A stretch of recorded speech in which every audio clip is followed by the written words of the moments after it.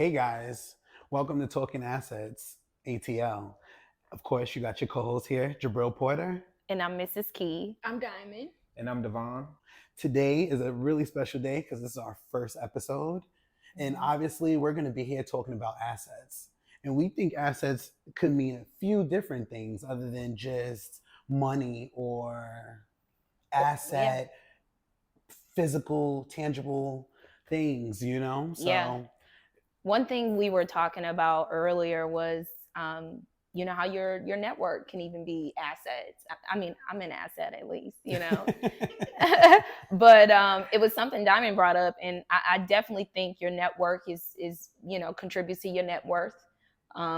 It's where most of our clientele and business comes from, from our sphere of influence.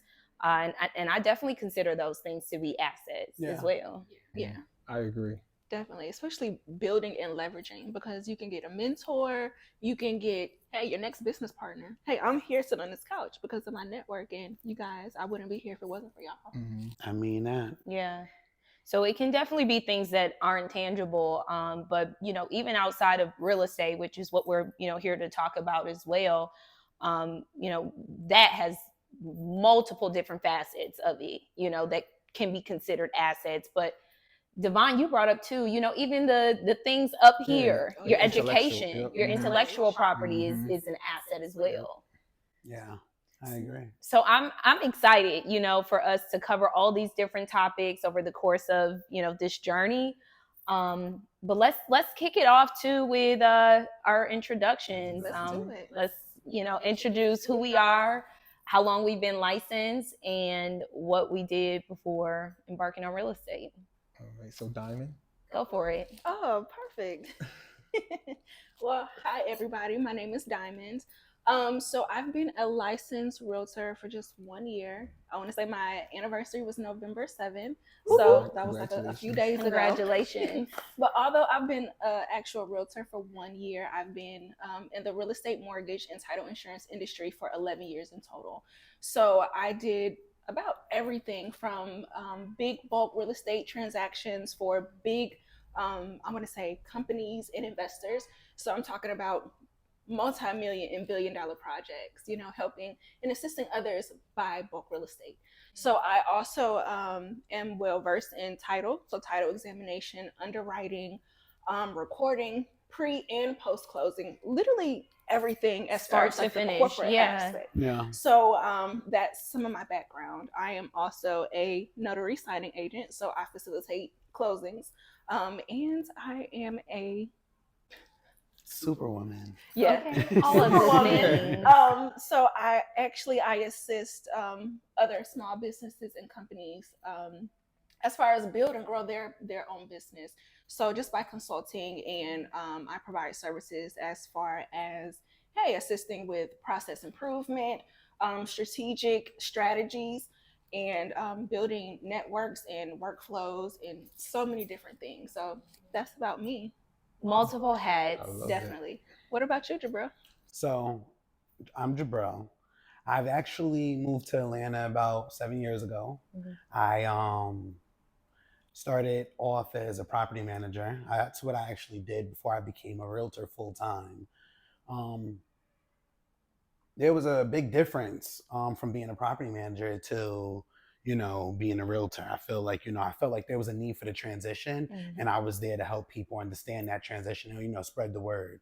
So, that was the whole point of, transitioning over to being a realtor. Going from renting to ownership. Yeah, totally. I definitely feel like, some people, you're spending money every month, why not spend on an asset rather than a liability? Thanks.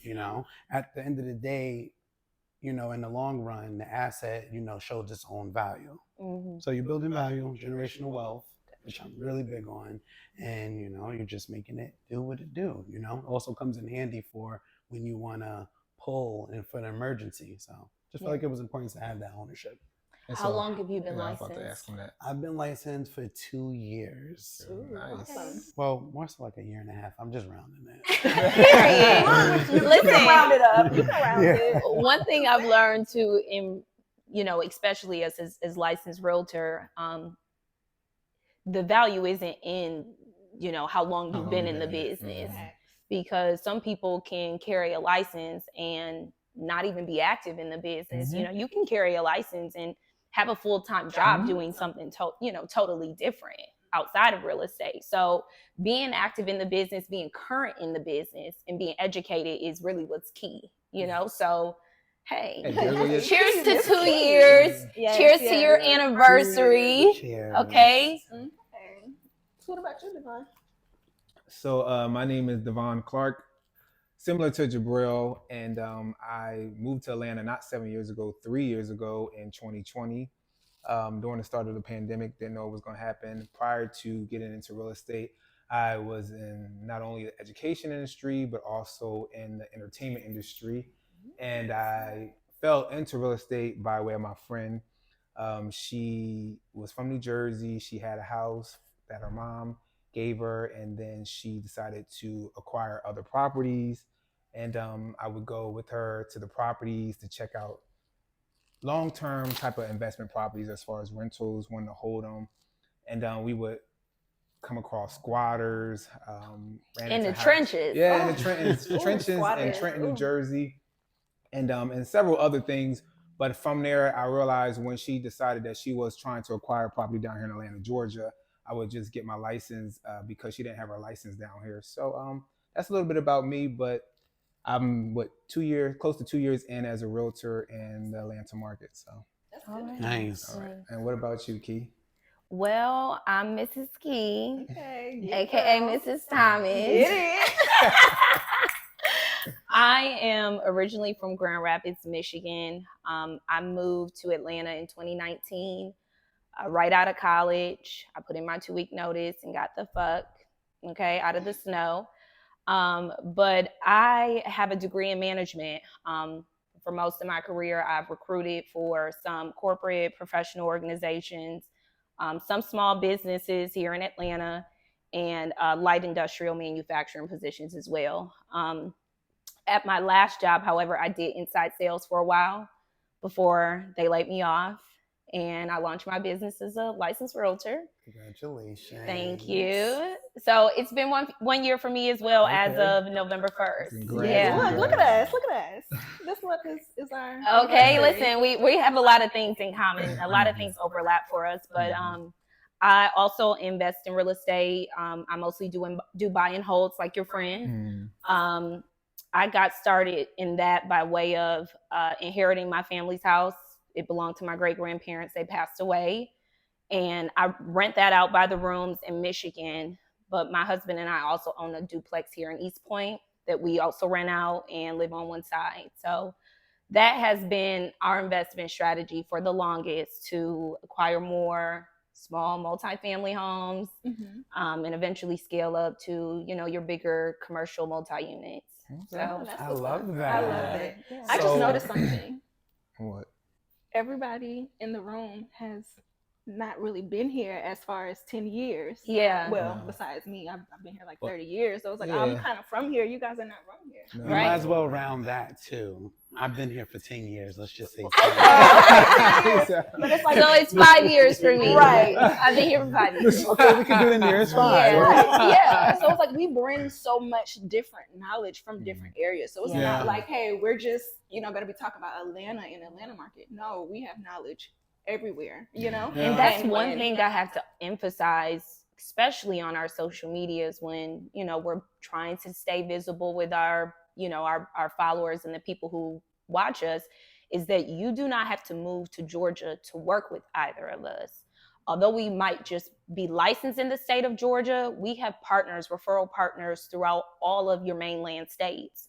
So that's something I personally emphasize. I don't want people thinking that they can't reach out to me with questions as it pertains to real estate because I'm not in their market, like I'm not physically there. Right. I always Yes. emphasize that, especially with my sphere of influence, because Yeah. I'm not from Atlanta, Georgia.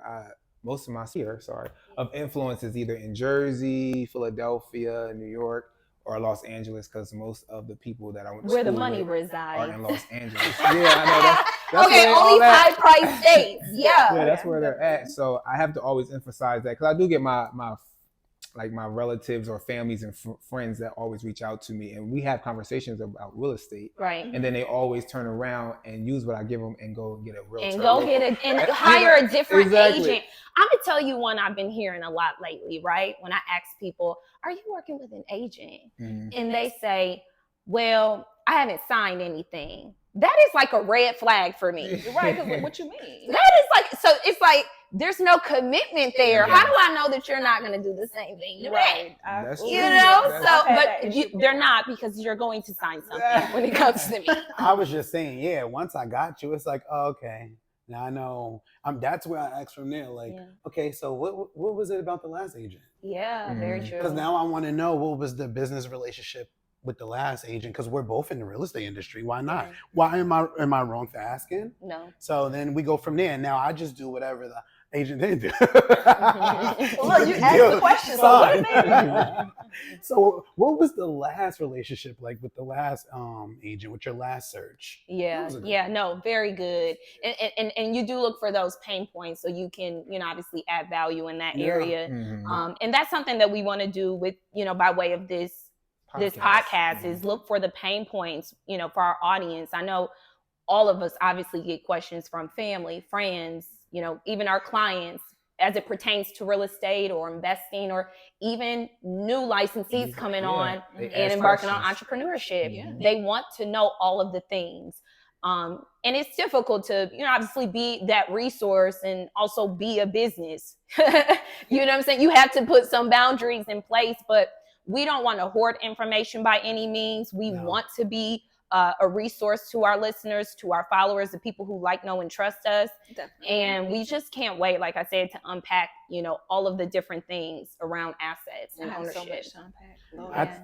I thought it was actually interesting how you brought up how you're actually investing currently. Yeah. And I want to know, does anybody else invest, or what do you invest in? So I don't have any investment properties, but I am looking to do that because, hey, I come from the corporate, aspect, and I was assisting these big banks and these big time investors purchase. I'm like, hey, I see how big it can get. So Yeah, I'm absolutely. I definitely ready to jump in and do that as well. So it's what's like, the goal, like the end goal, I guess? Yeah, For what me, do you in want to regards to invest get to in as that. it pertains to real estate? Yeah. So eventually I do want to go into commercial as well as hospitality. Like I want my own hotel. Nice. Like, hey, y'all come up, y'all Shout have out to my the hotel owners. How out about a here. bed and Yeah. breakfast? Yes, like but that's the thing. Like I want to start like boutique-ish, like really I small.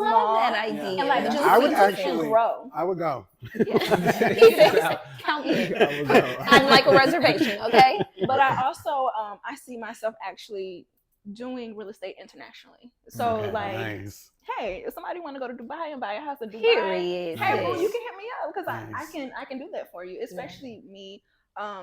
We talked about just having knowledge in other areas. Like, hey, I'm nationally licensed in the United States, so I can tell you any type of thing in regards to foreclosures, real estate requirements, whatever. But it's like, hey, I want to expand That's right. and be international. So Break when I'm into on other vacation, markets. Yeah. yeah, look, when I'm on vacation, networking, at the bar. I Hey, mean yeah, that. At the bar. At the bar, she's networking. Not I Cheers to co-signing. that, sis. Not I co-signing to that part.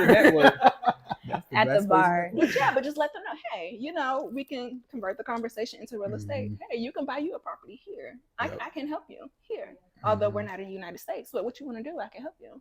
Yeah, I love the I agree with versatility that. of that, Yeah. being, Yeah. licensed in other states. I definitely want to be licensed back in Michigan. So although people don't understand that, I can obviously walk them through that process, I want to be able to go back home, be there, part-time, and still help them, invest in the communities that we grew up in. And that's what I'm focusing on right now, getting licensed in Pennsylvania and Jersey. Okay. I'm just trying to do So it by that's way of what you're like investing in right now. right now, yeah, because I'm not investing in any real estate right now. Well, I have plans to. I want a 30-unit apartment complex. but- Period. Cute. It's the specifics of it. Well, 30. that's what I've always wanted, and but I do want to invest and get my license right now in Pennsylvania and Jersey, just because I have, like I said, a lot of friends and family that reach out to me. They Nice. personally have told me they want to work with me. They're trying to buy something, and they want to know if I can help them. Yeah. So I want to make sure I can do that. Like, again, like Diamond said, we're national realtors, so we can refer you outside of the state of Georgia to another realtor, but we can't buy or sell in that state. And sometimes people want to work with you, exactly, which is why it's always nice to be licensed in those respective states. Exactly. After we all share kind of what our investment strategy is, I want to know, what is everyone's intentions for the podcast, for Talking Assets ATL? Because we all have very different intentions when we sat down and initially brainstormed on the audiences we wanted to reach and the topics that we wanted to cover. We all obviously come from different backgrounds in our careers. And I'm sure even now we service different clientele. So what is everyone's intentions for Talking Assets? Right. Go for it. Well, I was just going to finish up with the real estate. Yeah, what we... Go for it. So I don't actually own any real estate investments. Not like Mrs. Key. Mrs. Thomas. Yeah. But, I do believe in actual cash flow when it comes to investing. And that's where I'm mainly at right now in this chapter of my life. Right. I have a dealership, a used dealership. No lot or anything, nothing big like that. But, that's where a lot of the cash flow comes in at. Flipping cars, yeah. Flipping cars. Sometimes high end, sometimes low end, aka hoopties. I'm really big on the... A what? A cutie and a hoopty. Oh, yeah, I'm definitely the cutie and the hoopty. Yeah, and also I'm really, heavy on the stock market, and I'm not options. I'm not there yet. Long term. Yeah, long term. Okay. For example, if a stock goes down in price, it's at its low, it's 52-week low, I'm purchasing. I'm holding on to it for the long run. Mm-hmm. I'm at a point with that strategy is retirement, so that's where I'm at on that end. But that's really really and that's what I'm trying to say. This show is to show you you're investing in yourself. You're investing in yourself. I'm investing in a few different areas, and you have real estate. Yeah. You're and I'm investing in myself. Well, we're all investing in ourselves. We are. Yeah. But it's something that we are each investing on that's a priority right now. Right. And that is and it's something to be emphasized too. Like, to your point, invest in something. Hell, and that's what I'm saying. If you're not invested in, real estate or stock brokerages accounts, invest in yourself. Yes, invest in yourself. Get your mental right. Yeah. Your mental, that's expand your knowledge. Number one. Expand your mind. And expand your mind. When you expand your mind, you can be an asset to yourself or anybody else. Like, very good. Yes. Very good. Yes. I'm sorry I skipped you. Oh, I'm not gonna let that happen. It was the wine. She'll do it though. It was the wine. I'm sorry. Mrs. Thomas will do it. Shit. But let's circle back. He's so confused, child. He's confused. So let's circle back around to what you were saying. Yeah. So, our intentions for Talking Assets ATL, I know for me personally, partly due to the fact that I invest in real estate, I definitely want to be talking about things like, long-term buy and hold investments, obviously what that rental income could do for your household. And not even just having or owning a separate dwelling. It could be renting rooms in your own home. I think we have this myth out there that, even purchasing a single family home is a liability. And I just don't stand in agreement with that. I have seen people, hell, I've done it. I've lived in a single family home and rented the rooms out and paid off my great-grandparents' home. So it can be done. There's ways to make money from your assets. Strategies. I think with that, people are just in fear because they're like, hey, I don't know these people who are potentially going to come and stay in my home, but I'm sure there's different management programs or, you can... Well, shoot, they utilize the Airbnb.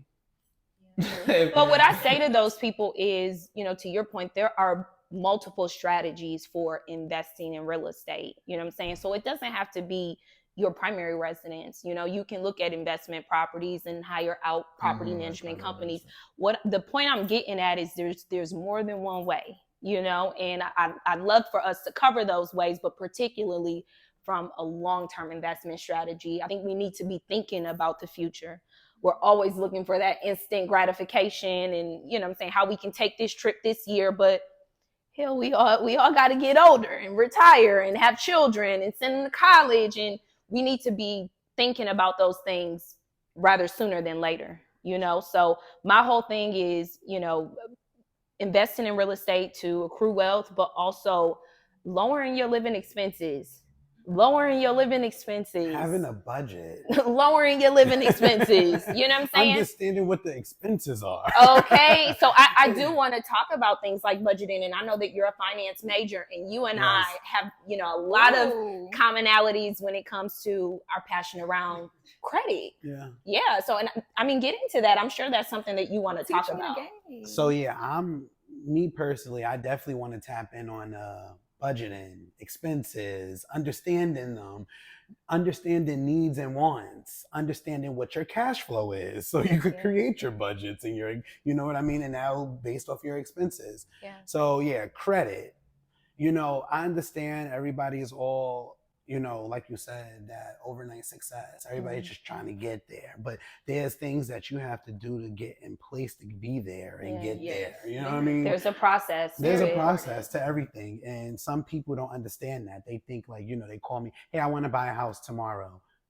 No, there's a process. Like, did you even get a pre-approval? I have a buyer's consultation. He said no.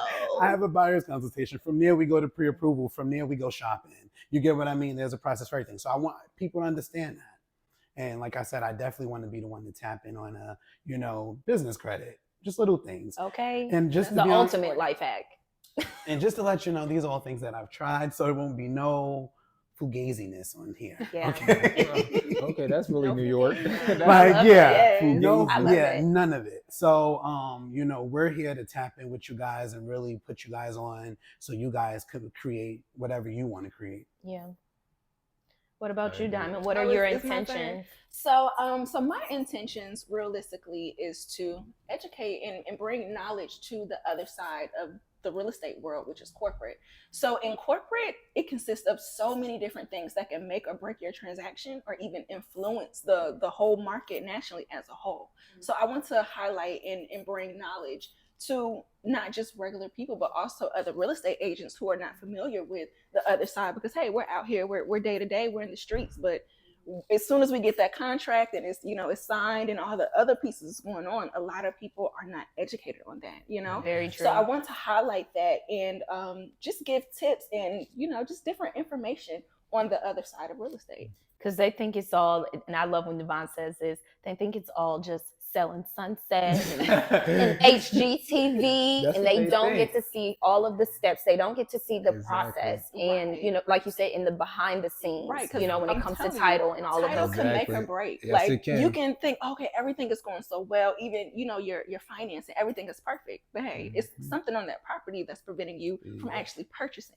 Oh yes, I know. I And had a situation like you sure did. So it's like bringing that piece and showing like, hey, this is some other things that you need to consider or think about, and also from the corporate aspect of the whole entire influence of the market. Like, absolutely. These are different things that I definitely just want to bring and just highlight. So really good. And we do not understand that. That plays a big part on a lot of things like our interest rates. yeah, Mhm. Our definitely. interest rates, if second mortgages are not being bought, we have a big problem with the economy. So I love that you'll be here to enlighten us on that.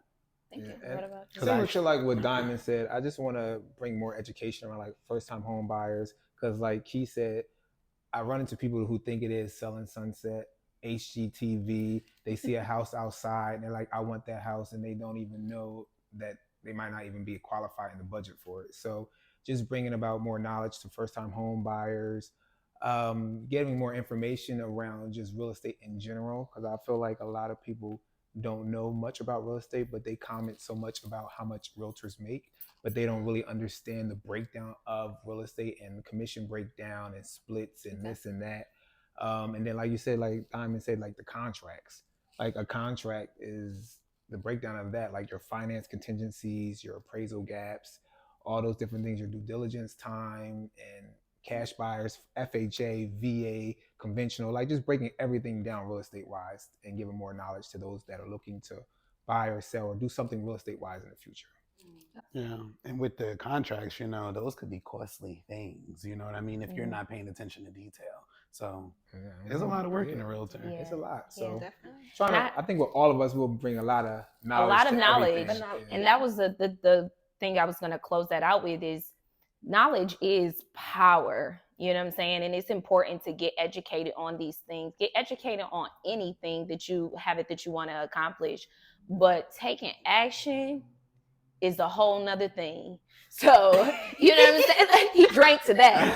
Okay. So, you know what I'm saying? It's not enough for you guys to even tune in as listeners. And although we appreciate it and we value it, it's, you've got to take that next step and launch out, with whatever it is that you're trying to accomplish. We don't want to see any of us or you guys be stagnant in this next season of your lives, or, have it that you feel stuck. Like, we want to give you the information and the tools and empower you, to move forward on your journey.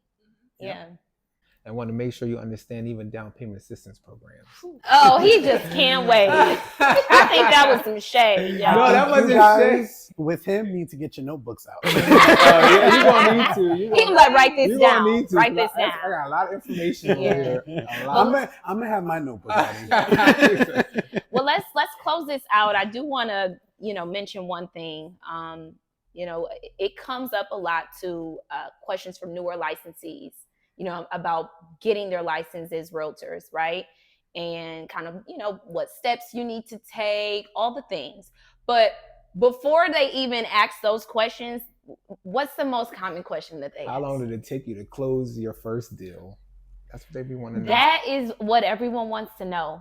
How long, how much? That's the only question I get. Right. How much commission did you make? Once they I get the ask commission that, one, they're too. so invested into the answer. Yeah, you know what? I think I'm gonna go get licensed. So I really want us to go over all of our different stories, what that first transaction was like, and how long it did take us to close it out. And we'll get into exactly how much we actually make after that commission's been split in three ways. So stay tuned for the next episode. But I also wanted to prompt y'all with something.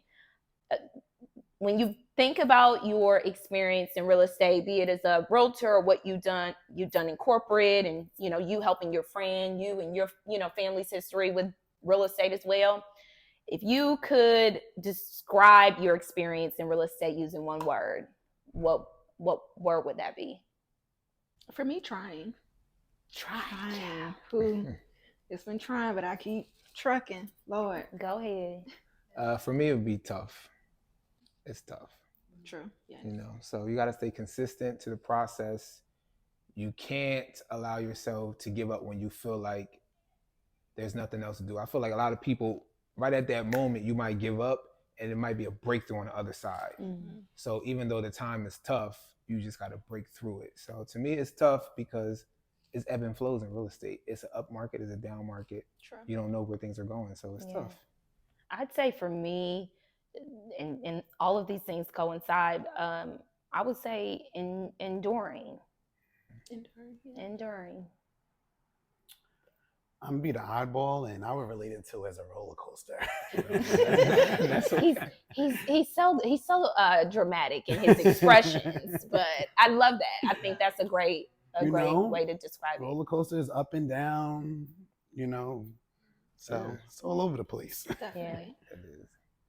So I guess that is I guess we'll wrap it right there. And thank you guys for joining us on Talking Assets ATL. And we hope to see you back the next episode. Before we end this, please don't forget that we are on YouTube. You can find us on YouTube under Talking Assets ATL. And then also when you're there, please subscribe, like, share, and hit that notification bell to know when we upload new videos, so you can be right there when they drop to watch them. Also, and if you guys don't mind, please comment below what you guys consider to be an asset. Well, we'll see you guys next time. Peace. Be safe.